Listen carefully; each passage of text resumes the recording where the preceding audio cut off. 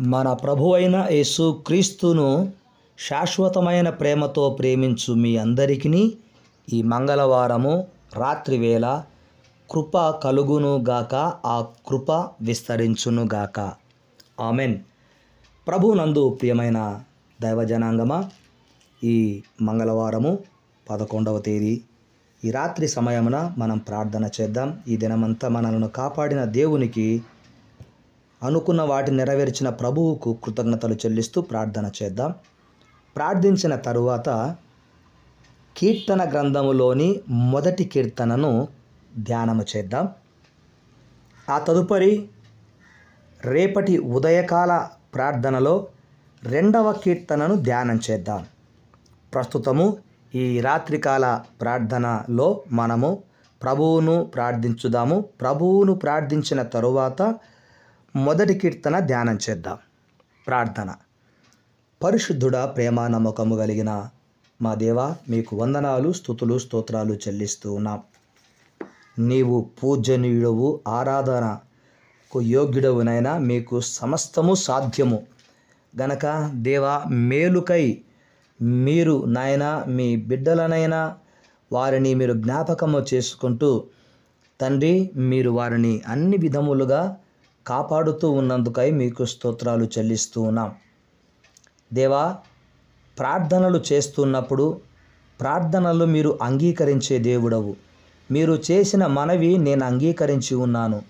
మీ మాటలను బట్టి మన దేవుడైన యెహోవాను నేను ప్రార్థించుదును అని యిర్మీయా గారు చెప్పినట్లుగా ఏమీయూ మరుగు చేయక దేవా, మీరు బయలుపరిచినవన్నీ కూడా మీ ప్రజలు చూస్తూ ఉన్నారు, వాటిని అనుభవిస్తూ ఉన్నారు.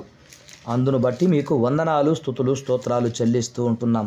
అక్కరగా ఉన్నవేమిటో నాయన, ఎవరికి ఏది అక్కరగా ఉన్నదో దానిని మీరు ఎరిగిన దేవుడవై ఉన్నందుకై స్తోత్రాలు చెల్లిస్తున్నాము నాయన. మా విశ్వాస్యతను నాయన మీరు బలపరచుట కొరకై మీ కృపను మాకు తోడుగా ఉంచి, మీరు నాయన మా ఆత్మీయ బిడ్డలకు తోడుగా ఉండి బలపరచుచున్నందుకై మీకు స్తోత్రాలు చెల్లిస్తూ ఉంటున్నాం.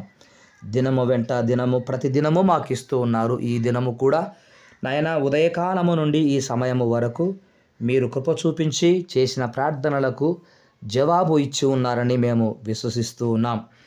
ఈ ప్రార్థనలో ఏకీభవించిన మా ఆత్మీయ బిడ్డలు ఆయా స్థలాల నుండి నాయన వారి సాక్ష్యాలు చెబుతూ ఉన్నారు. ప్రార్థనలు దేవుడు ఆలకించాడని, మాకు గొప్ప ప్రతిఫలం ఇచ్చాడని, మా కొరకు ప్రార్థించినందుకు మీకు కృతజ్ఞతనలి మీ దాసుడనైన నాకు చెబుతూ ఉండగా, అది దేవా మీ నామమునకే మహిమ, ఘనత, ప్రభావములను నేను ఆరోపిస్తూ ఉంటున్నాను. మీకే స్తోత్రాలు.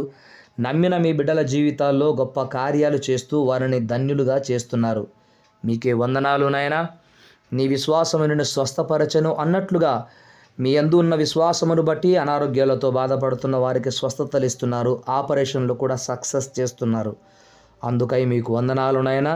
ఈ దినం ఉదయకాలమున, మధ్యాహ్న కాలమున ఎక్కడైనా సభలు జరిగి ఉంటే దీవించిన విధానమును బట్టి వందనాలు. అయితే క్రైస్తవ సమాజంలో కావచ్చు, అన్యుల సమాజంలో కావచ్చు, భార్యాభర్తల మధ్యలో గొడవల వలన కుటుంబాలు చిన్నాభిన్నమైపోతూ ఉన్నాయి. భర్త పైన భార్యకు అనుమానము, భార్య పైన భర్తకు అనుమానము, ఇలా ఒకరిని ఒకరు అనుమానించుకుంటూ జీవితాలు చాలా కఠినంగా వెళ్ళబుచ్చుతూ ఉన్నారు. వారి జీవితాల ద్వారా, వారి జీవితాల ఆలోచన ప్రభావము వారి బిడ్డలపై పడుతోంది. ఆ బిడ్డలు క్రూరంగా మారిపోతున్నారు, సమాజానికి వ్యర్థులైపోతున్నారు నాయన. అయితే ఆత్మీయ బిడ్డలు, ఆత్మీయులుగా ఆత్మీయంగా జీవించేవారు కలిసిమెలిసి ఉంటున్నారు. చిన్న చిన్న వాటిని నాయన మీ సన్నిధిలో ప్రార్థనలో ఒప్పుకొని విడిచిపెట్టి కలిసి జీవిస్తున్నారు. అలాంటి ఆదర్శ దంపతులను మీరు దీవించి ఆశీర్వదించండి. వారి బిడ్డలను కూడా దీవించండి నాయన. ఇంకా ఎవరైనా గొడవలలో ఉండి విడాకుల ప్రయత్నాలు చేస్తుంటే అపవాది ఆలోచనలు యేసునామమున లయమైపోవునుగాక. ఇప్పుడే విడిపోయిన కుటుంబాలు మరలా కట్టబడునుగాక అని ప్రార్థిస్తున్నాం. అంతేకాకుండా నాయన, ప్రేమికులు ప్రేమ పేరు చేత ఒకరిని ఒకరు మోసం చేసుకుంటూ నాయన ఆత్మహత్య ప్రయత్నం చేసుకుంటూ ఉంటున్నారు. అలాంటి వారిని కూడా దర్శించండి. యవ్వన జీవితము ప్రాముఖ్యమైంది నాయన. వారు నిలబడాలన్నా, పడిపోవాలన్నా యవ్వన వయసే ప్రాముఖ్యమైంది. గనుక కుడికైనా ఎడమకైనా తొలగిపోక కాపాడండి. ఇప్పటికే దారి తప్పి తిరుగుతున్న యవనస్తురాలను చెడు వ్యసనములకు బానిసలైన వారిని కూడా మార్చండి. వ్యభిచారికులను, త్రాగుడుబోతు వారిని, జూదగాండ్లను, అబద్ధికులను, మోసము చేయువారిని, ప్రేమతో నటించేవారిని కూడా జ్ఞాపకం చేసుకోనమని ప్రార్థిస్తున్నాము. నాయన మీకే వందనాలు, స్తుతులు, స్తోత్రాలు ప్రభువా. మీరు మాకు ఉన్నారు నాయన. మీరు మాకు ఉన్నప్పుడు మాకు మీరు ఉత్తమమైన దానిని అనుగ్రహించే దేవుడవు కనుక యెహోవా ఉత్తమమైన దానిని అనుగ్రహించును అని 85వ కీర్తన 12వ చరణములో వ్రాయబడి ఉంది. ఆ ఉత్తమమైనటువంటి దానిని మా ఆత్మీయ బిడ్డలు విదేశాలలో ఉంటున్నారు, ఆయా రాష్ట్రాలలో ఉంటున్నారు నాయన, వారందరికీ కూడా యేసు నామమున ఉత్తమమైనది అనుగ్రహింపబడునుగాక. నూతన నివాసముల కొరకు ప్రార్థిస్తున్న వారికి నూతన నివాసములు కట్టుకునే భాగ్యమును కలిగించండి. నూతన వాహనములు కొనాలనుకుంటున్న వారికి నూతన వాహనములు కొనే భాగ్యమును దయచేయండి. వీటికంటే ముఖ్యంగా ఒకే కుటుంబంలో 5 మంది, 6 మంది, 8 మంది, ముగ్గురున్న అందులో కొందరి రక్షింపబడి ఉంటారు, కొందరికి రక్షణ లేక ఉంటారు. అలా రక్షణ లేని వారిని కూడా జ్ఞాపకం చేసుకున్నాను. ఎందుకంటే వారిని బట్టే కుటుంబంలో సమస్యలు తలెత్తుతుంటాయి. అపవాది సంఖ్యలలో బంధింపబడిన వారికి విడుదల దయచేయండి నాయన. ఆయా ఉద్యోగాలు చేస్తున్న బిడ్డలకు ఈ దినమంతా ప్రయాణాలలో, ఉద్యోగములో నాయన మీరు వారికి ఇచ్చిన భద్రతకై మీకు స్తోత్రాలు, స్తుతులు చెల్లిస్తూ ఉంటున్నాం. మహోన్నతుడ, మేము అడిగిన వాటికంటే, ఊహించిన వాటికంటే గొప్ప కార్యములు చేసే దేవుడవు. జీవితాలలో ఎదురయ్యే తుఫానులకు నిలబడే భాగ్యమును దయచేయండి.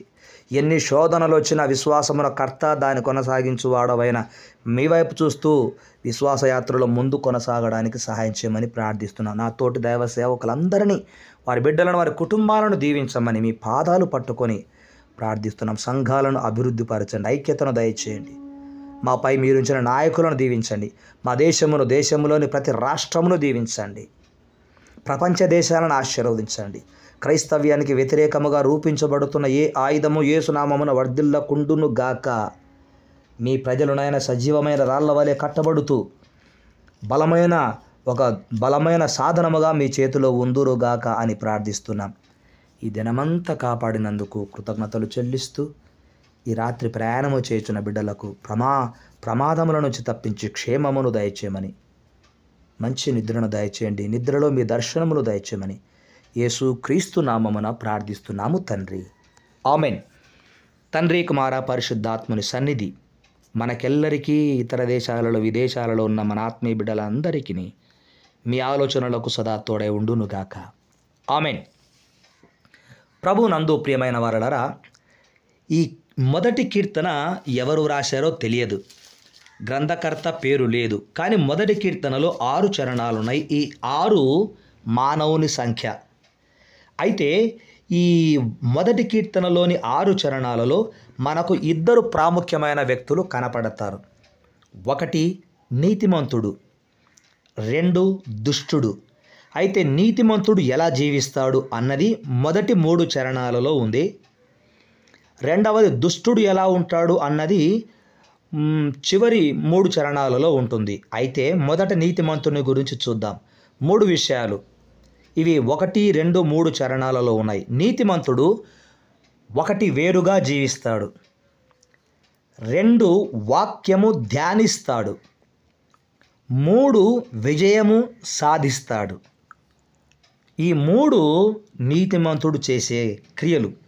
ఇక దుష్టుని క్రియలు 4వ చరణము, 5వ చరణము, 6వ చరణములో ఉన్నాయి. 1 దుష్టుడు పొట్టువలే ఉంటాడు, 2 దుష్టుడు పడిపోతాడు, పారిపోతాడు, 3 దుష్టుడు పాతాళానికి పోతాడు, నరకానికి పోతాడు. ఈ 3 విషయాలు 4, 5, 6 చరణాలలో ఉన్నవి. దేవుడు అనీతిమంతులమైన మనలను యేసుక్రీస్తు వారి ద్వారా నీతిమంతులనుగా చేశాడు. నీతిమంతుడు లేడు, ఒక్కడూ లేడు అని వ్రాయబడినప్పుడు మనం నీతిమంతులము కాము, కానీ నీతిమంతులముగా తీర్చబడ్డాము యేసును నమ్మినందుకు. ఆ నీతి తత్వాన్ని మన జీవితకాలమంతా మనము కాపాడుకొందుముగాక. లోకానికి వేరుగా జీవించాలి, వాక్యమును ప్రతిరోజు ధ్యానించాలి, విజయమును అన్నిటిలో మీరు సాధించుదురుగాక. Amen, amen. May God bless you. శుభరాత్రి.